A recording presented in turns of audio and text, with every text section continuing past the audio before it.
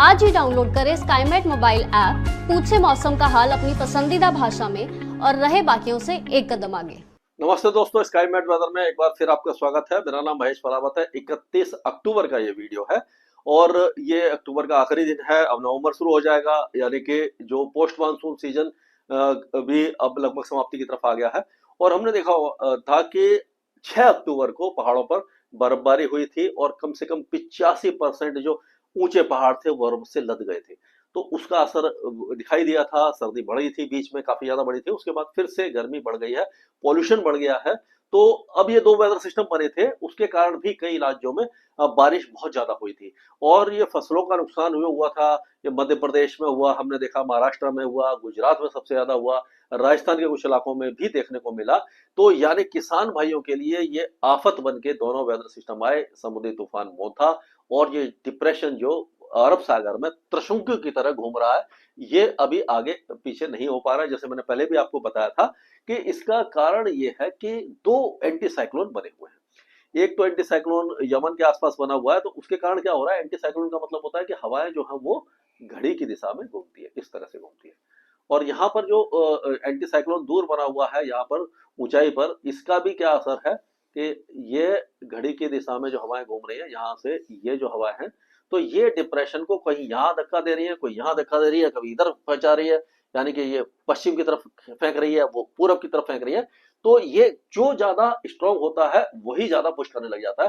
तो इसीलिए ये यमन और ओमान की तरफ नहीं गया, गुजरात की तरफ नहीं गया, सिंध की तरफ नहीं गया, यहीं पर ये धीरे धीरे डिजॉल्व हो जाएगा और हो सकता है कि गुजरात के आसपास आके आकर के लो प्रेशर एरिया बन करके इसकी मतलब एक तरह से जान निकल जाए, यानी कि समाप्त हो जाए। और अच्छी बात है, अगर ये गुजरात में पहले ही बहुत ज्यादा बारिश हो रही है, उसकी तरफ और अगर आ गया होता तो बहुत ज्यादा नुकसान करता है। जितना भी फसलों की किसानों का जो बचा कुचा है, उस वो किसानों की कमर भी टूट जाती है और बहुत ज्यादा नुकसान हो सकता था। ये गनीमत है। तो ये अभी जो वेदर सिस्टम है, आपने देखा होगा कि ये लो प्रेशर एरिया है, वो धीरे धीरे अब ये गंगे पश्चिम बंगाल की दरमियान और ज्यादा कमजोर होकर यहाँ आ जाएगा और बारिश की गतिविधियां गंगे पश्चिम बंगाल से लेकर के दक्षिणी बिहार, झारखंड और उड़ीसा के साथ साथ ये पूर्वी मध्य प्रदेश, इस इलाके में दिखाई देगी। गुजरात में भी बारिश की गतिविधियां अभी जारी रहने की संभावना हमें दिखाई दे रही है। तो ये आज की अगर बारिश करें देखें, तो ये जो लो प्रेशर एरिया आप देख रहे हैं, यहाँ पर देख रहे हैं, ये बना हुआ है, इसको मैं थोड़ा यहाँ पर ये जो बना हुआ है, इसके कारण क्या होगा कि ये बिहार, झारखंड, पश्चिम बंगाल, ये सारे उड़ीसा वगैरह, पूर्वी जो छत्तीसगढ़ के कई इलाके हैं, पूर्वी मध्य प्रदेश है और ये जो महाराष्ट्र के उत्तरी इलाके हैं, गुजरात, ये सारे इलाकों में बारिश की गतिविधियां रहने वाली हैं। और 1 तारीख को ये लो प्रेशर एरिया देखिए थोड़ा सा नीचे आ जाएगा। हो सकता है साइक्लोनिक सर्कुलेशन बन जाए, लेकिन लो प्रेशर एरिया मान के चलते हैं हम इसको। यहाँ पे भी ये लो प्रेशर एरिया हो सकता है, ट्रफ इस तरह से आ रही है। तो ये जो नमी वाली हवा यहाँ पर आ रही है, इसीलिए दक्षिणी गुजरात में बारिश होगी, दक्षिणी ये इसमें राजस्थान में भी हो सकती है। और इस तरह से आप देखिए ये पूर्वी भारत में बारिश में थोड़ी कमी आ जाएगी और दक्षिण भारत में काफी ज्यादा कमजोर स्थिति बनी रह सकती है। अब अगर हम पहाड़ों की बात करें, तो अगले कई दिनों तक कोई वेस्टर्न डिस्टर्बेंस है। हालांकि जो वेस्टर्न डिस्टर्बेंस आया था 6 अक्टूबर को, अभी तक का सबसे तगड़ा वेस्टर्न डिस्टर्बेंस था। उसका एक और पहलू था, वो मैं आपको दिखाने की कोशिश करता हूँ कि क्यों हुआ था।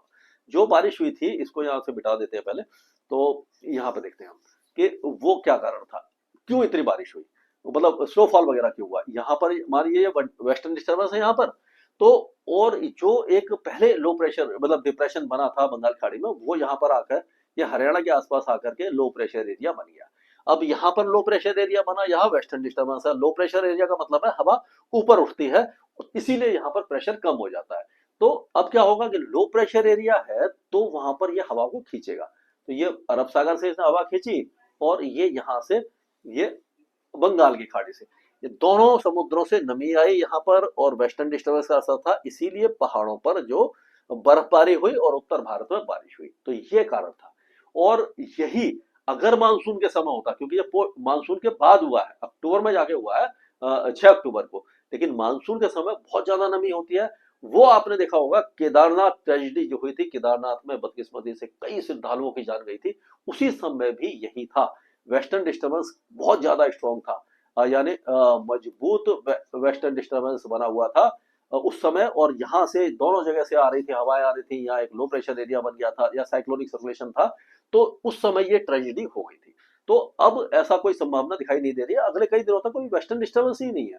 तो इसीलिए ये जो गिलगित बाल्टिस्तान, मुजफ्फराबाद, लद्दाख और जम्मू कश्मीर, ये सारे इलाके सूखे रहेंगे, धूप अच्छी निकलेगी और मौसम सुहावना रहेगा, रात काफी ठंडी रहेगी। लेकिन उसी तरह से हिमाचल प्रदेश में भी आप देखें, धर्मशाला, मंडी, कांगड़ा, हमीरपुर, बिलासपुर, सोलन, सिरमौर, शिमला, ये सारे इलाके पूरी तरह सूखे रहने वाले हैं। उत्तराखंड में भी कोई वेदर एक्टिविटी आपको 4-5 दिन तक दिखाई नहीं देगी, कोई बड़ा वेस्टर्न डिस्टर्बेंस यहाँ पर नहीं आ रहा। पंजाब में अब जो हवाएं हैं वो एक बार फिर से ये उत्तर पश्चिम दिशा से चलना शुरू हो जाएंगे और थोड़ी सी ठंडी होगी, तो सुबह और रात के टेम्परेचर में थोड़ी गिरावट हो सकती है। दिन अभी भी धूपमय और गर्म रहेगा, लेकिन सुहावना रहेगा। लेकिन हरियाणा में भी यही स्थिति रहेगी, यानी उत्तर दिशा से जो हवा चलेगी ये आती रहेगी, दिल्ली में भी ऐसी रहेगा। तो अभी कल तक, यानी कि हो सकता है आज तक बादल छाए, उसके बाद कल से मौसम साफ होने लगेगा, क्योंकि जो नमी वाली हवाएं आ रही थी ना, जो बंगाल की खाड़ी से, यहाँ से, वो अब कम हो जाएंगे। तो ये जो मीडियम क्लाउड है और जो लो क्लाउड थोड़े बहुत बने थे, कल हल्की बूंदाबांदी हुई थी, वो अब हट जाएंगे। तो यहाँ का मौसम साफ हो जाएगा, लेकिन धुंध और कुहासा छा सकता है और पॉल्यूशन दिल्ली में अभी भी बरकरार रहेगा। तेज हवा नहीं चल रही है, तेज हवा चलेगी तो पॉल्यूशन को हटा देगी। अगर उत्तर प्रदेश की बात करते हैं तो उत्तर प्रदेश में हम देखेंगे कि जो बारिश की गतिविधियां हैं, वो अगर देखो तो ये जो इलाका है यहाँ पर हमें बनती दिखाई दे रही है। ये जो इलाका है, इसको अगर हम थोड़ा सा बड़ा करके देखें इस मैप को, तो आप देखिए, ये इसको और इधर ले लेते हैं। हाँ, यहाँ पर सोनभद्र, मिर्जापुर, चंदौली, गाजीपुर, बलिया, वाराणसी, प्रयागराज, कौशाम्बी, चित्रकूट, जौनपुर, आजमगढ़, मऊ, ये जो इलाके हैं, यहाँ पर हल्की गोरखपुर, देवरिया तक भी हो सकती है बारिश हो जाए, और उसके बाद यहाँ पर बारिश धीरे धीरे कम हो जाएगी। मतलब ये हल्के फुल्के बौछारें पहले भी हुई है, यानी कानपुर तक, लखनऊ कानपुर तक बारिश आपने देखी थी परसों, लेकिन अब धीरे धीरे ये सिमटती जाएगी, धीरे धीरे इस साइड में, जो क्योंकि लो प्रेशर एरिया नीचे जाएगा तो ये सबको इधर पर खींच के ले जाएगी। ये सारा इलाका सूखा रहेगा आपका यहाँ से लेकर के। अगर देखें हम यहाँ पे सहारनपुर है, शामली, मुजफ्फरनगर, बिजनौर, बागपत, हापुड़, संभल, बुलंदशहर, अलीगढ़, मथुरा, महामायानगर, फिरोजाबाद, आगरा, मणिपुर, इटावा, ये सारे इलाके सब सूखे रहने वाले हैं। सुल्तानपुर, शाहजहांपुर, बदायूं, सारे इलाके सूखे रहेंगे। लेकिन अभी बिहार में बारिश की गतिविधियां अच्छी हुई हैं। आज भी हमें लग रहा है कि बारिश की गतिविधियां जमुई, बांका, भागलपुर, कटिहार, पूर्णिया, मधेपुरा, खगड़िया, बेगूसराय, लखीसराय, नवादा, नालंदा, जहानाबाद, अरवल, ये जो इलाके यहाँ पर ज्यादा रहेंगे। बाकी इलाकों में चंपारण वगैरह, सीतामढ़ी, मधुबनी, सुपौल, औरैया, किशनगंज, गोपालगंज, सिवान, मुजफ्फरपुर, ये जो इलाके दरभंगा वगैरह में कम हो जाएंगी, यानी, और उसके बाद फिर सूख जाएगा मौसम। और अगर झारखंड की बात करें तो अब झारखंड में भी बारिश जो है गढ़वा, पलामू, चतरा, लातेहार, लोहारदगा, गुमला, सिमडेगा से हट करके यहाँ पर रहेगी, हल्की फुल्की रहेगी, लेकिन बारिश का जो वेग है वो इस साइड में सरक जाएगा, पूर्वी इलाके में। तो गोदा, पाकुड़, दुमका, देवगढ़, जमतारा, गिरिडीह, बोकारो, ये अपना पूर्वी सिंहभूमि, पश्चिमी सिंहभूमि, रांची, खूंटी, इस जगह पर बारिश थोड़ी बढ़ जाएगी। अब देखेंगे कि लो प्रेशर एरिया में यहाँ पर आ रहा है, गंगे पश्चिम बंगाल के आसपास, तो हो सकता है कि 24 परगना, मिदनापुर, बांकुड़ा, पूर्णिया, वर्धमान, हुगली, हावड़ा, कलकत्ता, नाडिया, बीरभूम, मुर्शिदाबाद, इस इलाके में बारिश ज्यादा होगी। और ऊपर भी बारिश की गतिविधियां, कलिम्पोंग, दार्जिलिंग, जलपाईगुड़ी, कोचबिहार, उत्तरी दिनाजपुर तक बारिश तेज रहेगी। अब सिक्किम में भी अच्छी बारिश है, और पश्चिमी जो इलाके हैं, कोकराझार, जिरांग और ये बारपेटा वगैरह, ये जो इलाके, यहाँ पर भी धुबरी वगैरह में अच्छी बारिश है, यानी कि असम के जो पश्चिमी इलाके हैं, बाकी इलाके में बारिश बहुत ज्यादा हल्की फुल्की एक आध जगह पर दिखाई देगी। अब अगर हम राजस्थान की बात करें तो राजस्थान में भी जो बारिश की गतिविधियां आपने देखी थी थोड़ी बहुत, अब हो सकता है कि बारां और झालावाड़, ये जो कोटा वगैरह, इस इलाके में बहुत हल्की बारिश हो जाए। हो सकता है डूंगरपुर, प्रतापगढ़ में भी छुटपुट बौछारें दिखाई दे जाए, लेकिन बाकी सारे इलाके अब सूखे रहने वाले हैं और तेज धूप और गर्मी यहाँ पर रहेगी दिन के समय। रात का मौसम अच्छा हो जाएगा। मध्य प्रदेश में जो दक्षिणी और पूर्वी मध्य प्रदेश है, यहाँ पर अभी भी बारिश की संभावना बनती दिखाई दे रही है। रीवा, सतना, सिद्धि, सिंगरौली, हरदोल, उमरिया, कटनी, जबलपुर, डिंडोरी, अलीपुर, मांडला, बालाघाट, सिवनी, छिंदवाड़ा, नरसिंहपुर, होशंगाबाद, हरदा, देवास, इंदौर, धार, अलीराजपुर, ये जो इलाके हैं यहाँ पर हल्की बारिश रहेगी, इधर थोड़ी ज्यादा होगी। और बाकी इलाके, ये ग्वालियर वगैरह, जो जितने भी इलाके थे जहां बारिश हो रही थी, वहां पर भी अब मौसम धीरे धीरे साफ होने लग जाएगा। और अगर छत्तीसगढ़ की बात करें तो छत्तीसगढ़ में अगले 2 दिनों तक बारिश है कई इलाकों में, लेकिन उसके बाद यहाँ पर भी मौसम साफ हो जाएगा। अभी फिलहाल कोरिया, सूरजपुर, बलरामपुर, सरगुजा, जसपुर, कोरबा, यहाँ पर, और दांतेवाड़ा, बस्तर, ये नारायणपुर, इस इलाके में थोड़ी ज्यादा है, बीच में कम है। उसके बाद पूरे इलाके में हल्की फुल्की छुटपुट बारिश होगी और फिर मौसम साफ होने लग जाएगा।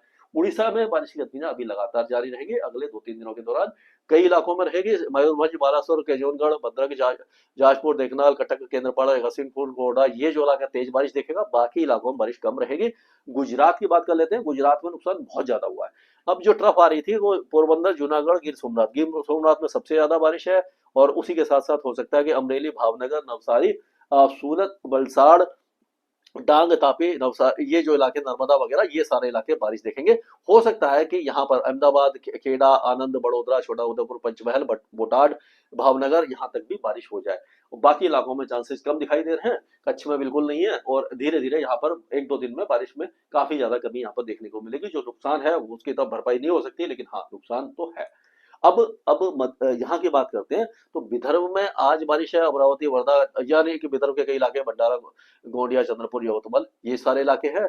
नंदुरबार, धुले, जलगांव, यहाँ पर हो सकती है। नासिक, पालगढ़, थाने, पुणे, रत्नागिरी, ये सारे इलाके बारिश देखेंगे। बाकी इलाकों में धीरे धीरे मौसम साफ होने लग जाएगा। अब अगर तेलंगाना की बात करें तो तेलंगाना में भी पहले बहुत अच्छी बारिश हुई, भारी बारिश हुई थी। अब आदिलाबाद, कोमराम भीम, मचेरियल, जयशंकर, पेडापल्ली, जगतल, निर्मल, निजामाबाद, करीमनगर को यहाँ पर ही बारिश रहेगी। निचले इलाकों में बारिश बहुत कम रहेगी, पैची रेन रहेगी टुकड़ों में। आंध्र प्रदेश के भी कोस्टल एरिया में श्रीकाकुलम, विजयनगरम, विशाखापट्टनम, गोदावरी, यहाँ पर बारिश की संभावना है, बाकी इलाकों में नहीं है। और कर्नाटक में भी बहुत ही कम बारिश है। कोस्टल एरियाज में 1-2 जगह पर हो सकती है। केरल में भी बारिश की संभावना बहुत कम नजर आ रही है। तमिलनाडु में भी छुटपुट बौछारें 1-2 स्थानों पर रहेगी। लक्षद्वीप में बहुत हल्की बारिश है, लेकिन अंडमान और निकोबार द्वीपों में बारिश थोड़ा तेज देखेंगे। तो ये है अभी तक का अपडेट। मैं लगातार आपके साथ बना रहूंगा और आपको अपडेट देता रहूंगा। बीच बीच में थोड़ी तबीयत सही नहीं चल रही थी, इसीलिए कभी कभी गैप हो जाता है, उसके लिए मैं क्षमा चाहता हूँ। स्काईमेट वेदर में अभी के लिए इतना ही। मौसम से जुड़ी सटीक जानकारी और खबरों के लिए हमारे YouTube चैनल को सब्सक्राइब करें और बेल आइकन दबाकर हर खबर पर रखें नजर।